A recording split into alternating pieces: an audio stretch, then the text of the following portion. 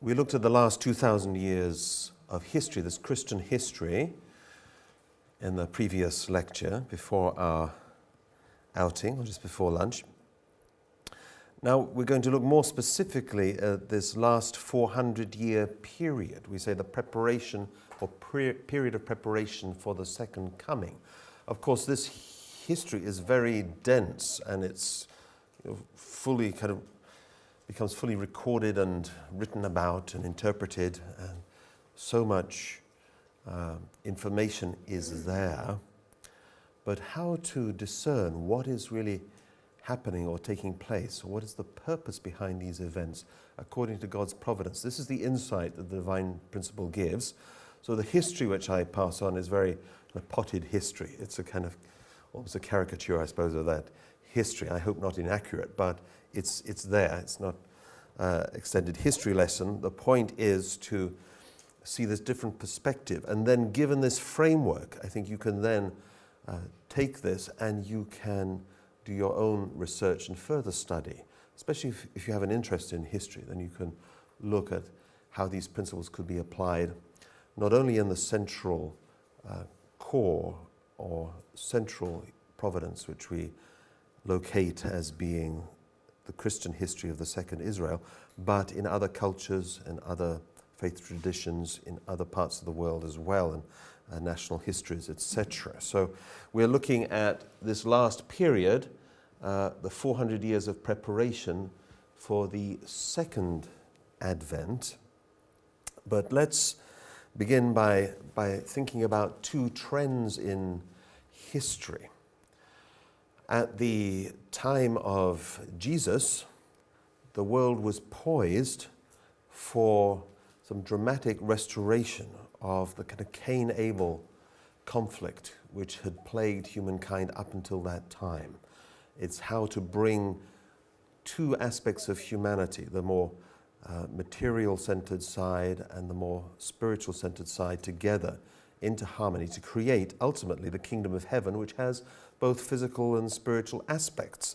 This is unificationism, if you like. So we're not only talking about the desire for a spiritual kingdom, but something very real, taking care of physical needs and comforts, and a good environment in which people can live without want for food or clothing or other physical needs. It has to be a place in which people can enjoy happiness, that is physical happiness, but of course primarily the more important essential happiness and lasting happiness is a spiritual happiness. So both of these things have to come together.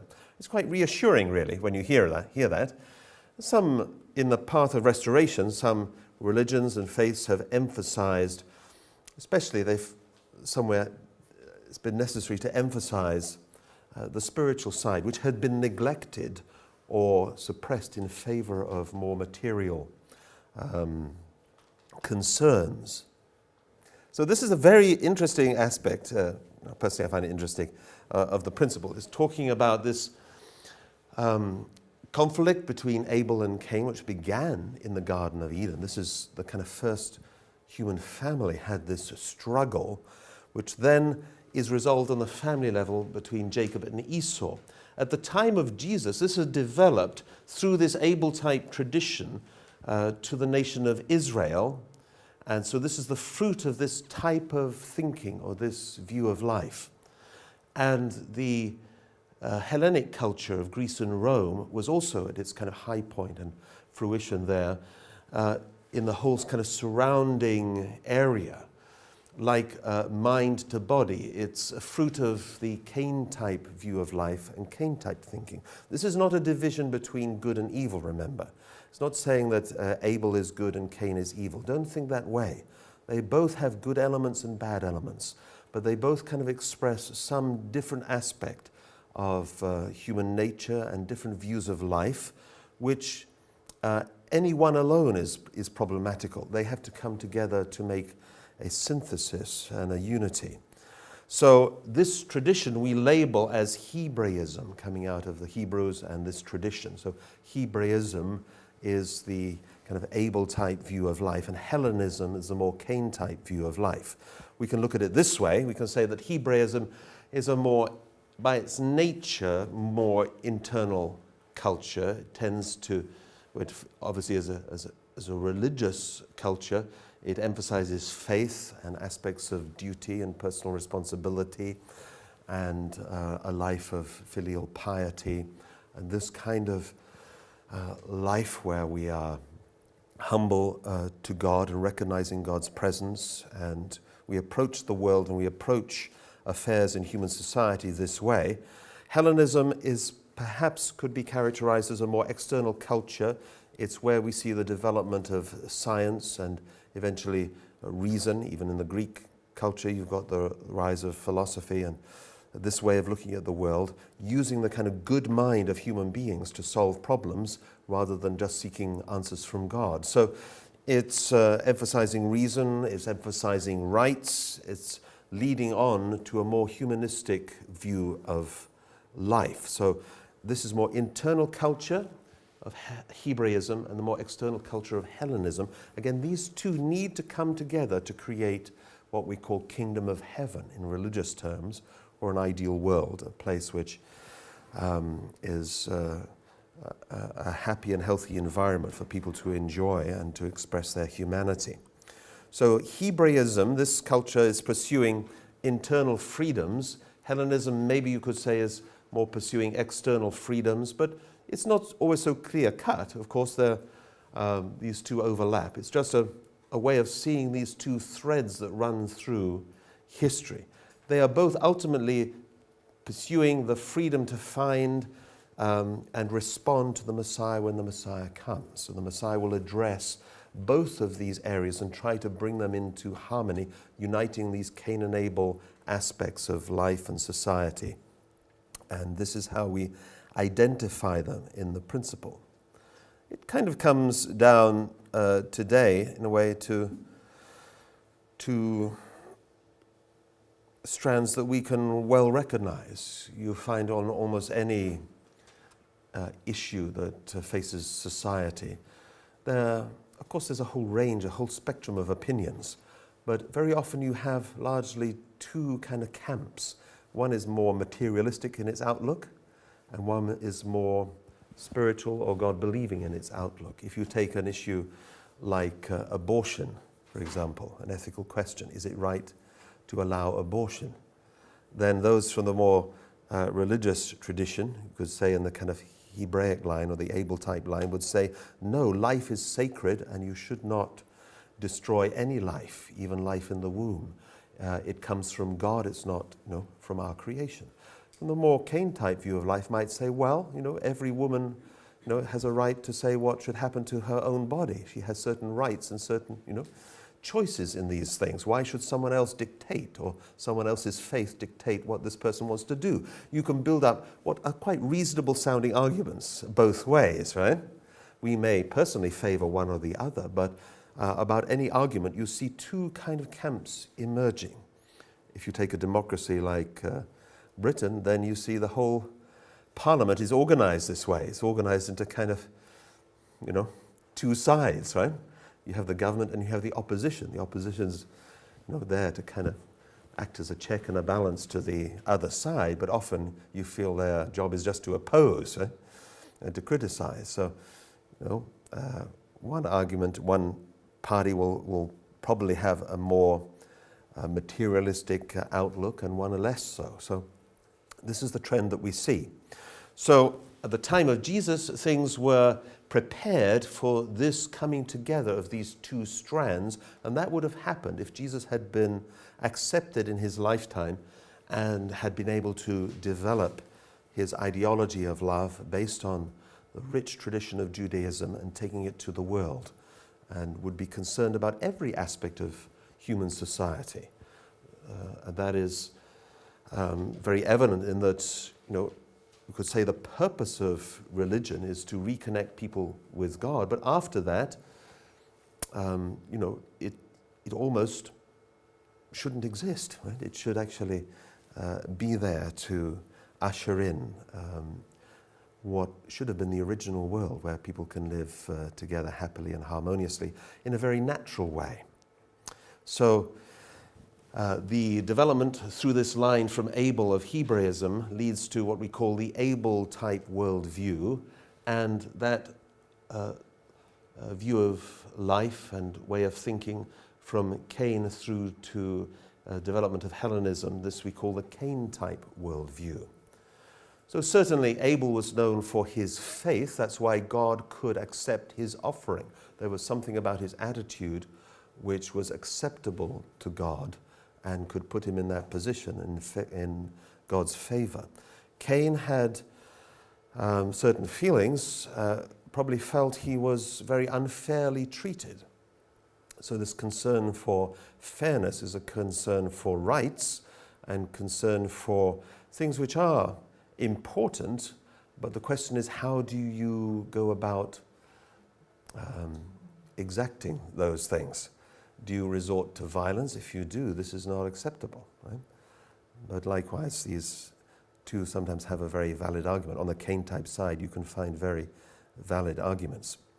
So the worldwide foundation for the Messiah comes when the Abel side and the Cain side can unite together. This makes the foundation there for the united world. We can say that when the children reunite, and we're talking about eventually large camps or blocks of nations, but when they can unite, then there's a foundation, like restoring the second generation in Adam's family. On that basis, then the parents can be restored. And the Messiah coming on that foundation to receive the Messiah is like parents being restored for humankind. Until that time, we've been like orphans without parents and have been often like squabbling children, right? What happens? You've got a family full of children of different ages, and the parents go away. They're away for the whole day. Is everything going to be peace and harmony when they come back? Is it going to be like that, Julia? Or what? No. Then the parents come, and suddenly everything kind of order starts to be created. They'll hear some complaints. So and so did this to me. It's not fair. It's not fair, right? I say, okay, calm down. Okay, let's talk about this. Let's find out, and don't worry too much, right? The parent will be there to kind of calm things, right? So this is the world. Our world is like a world without parents at the moment. So brothers and sisters, which is what human beings are, we should all be brothers and sisters, they end up fighting, and they each fighting for their cause that they feel very strongly and very passionately, very righteously about, and they might feel badly treated and therefore want to retaliate or something like this. But this isn't parental culture. This is the culture of kind of warring children. And that has to be changed. We have to usher in really a truly parental culture where people can find that kind of reconciliation. So if we look at this Abel-type side, then there's a tendency, and I'm pointing out here kind of the not such good aspects, right, of the Abel-type side, or people who are in the position of Abel. There's a tendency to be a little bit arrogant towards Cain. There's a tendency to kind of overemphasize God's responsibility, and that has happened in certain traditions, just saying it doesn't matter so much about resolving issues in this world. We just have to focus on God. There's some people who feel that there will be wars, there will be fighting, there will be conflict between people. But the more there is, the quicker that God's kingdom will come about. Right? Not thinking about how to resolve those things. It's almost like that's an inevitability. And then suddenly, in an almost supernatural way, God's kingdom is going to arrive. This kind of idea. There's also a tendency in the Abel side to disrespect reason and science, sometimes to a fault, and to say, this is... deny things which are very obviously true from a scientific point of view, and that makes it actually difficult for people to accept and be respectful towards the religious point of view, if that's the case. And sometimes an overemphasis on life after death. There are also tendencies which are not so good in the Cain-type view of life. That is, having resentment towards Abel, just as Cain had towards his brother. Overemphasizing human responsibility, having some disrespect for faith and religion, and just kind of dismissing it as something nonsense or something. that we can ignore, and putting overemphasis on the material side of life and making that too important, actually, and making it the goal to have success in material terms. So we're looking now in more detail at this period here. We see that the preparation for the Messiah prior to Jesus was a time when these two cultures or traditions were coming to some fruition, to be able to unite together. That was God's plan. It didn't happen, actually. That synthesis didn't happen. But these strands have continued on since, over the last 2,000 years. And in the time of the preparation for the second coming, we see a revival of that Hebraism and that way of thinking, and a revival of Hellenism as well. And this period, this 400-year period, we can divide into three stages: a formation, growth, and completion stage. The first stage is the period of the Reformation and the Renaissance. This goes from the period of Martin Luther in 1517 through to 1648, the Treaty of Westphalia, which settled the walls of religion in Europe. That's one kind of clear period. And then from then on, the struggles in Europe, largely of an ideological kind and between religions. So we see from 1648 up until 1789, which is the French Revolution, we see this period of conflict between religion and ideologies, a kind of growth stage where it's a lot of internal testing, especially for people of faith. It's coming under attack, and people are really questioning a lot of fundamental things. And then from French Revolution up until the time of the First World War and major developments in the last century, we see a period of the maturing of politics and economy and ideology, bearing fruit in both Cain and Abel aspects, as we'll see, on the worldwide stage, making the kind of world which we have now, the kind of situation politically, economically, and in other ways. So God's work through history has been to do what?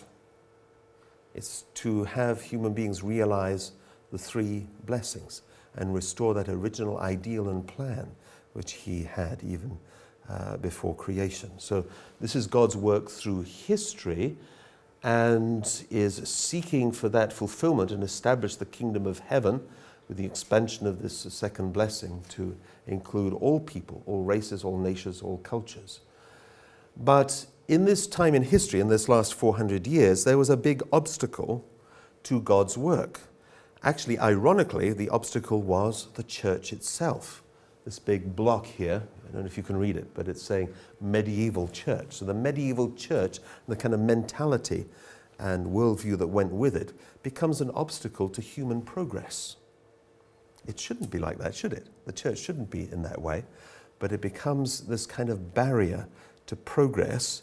So God's effort to realize the ideal of three blessings is actually thwarted by the church itself. Well, we already looked into some of the excesses of the church and some of the corruptions and some of the difficulties which were there. This is why it becomes very prominent and very much a hold on people's minds, but in not such a good way, a way that prevents good and healthy development. So God has this stranglehold on this development, shattered by two strands or two trends. One is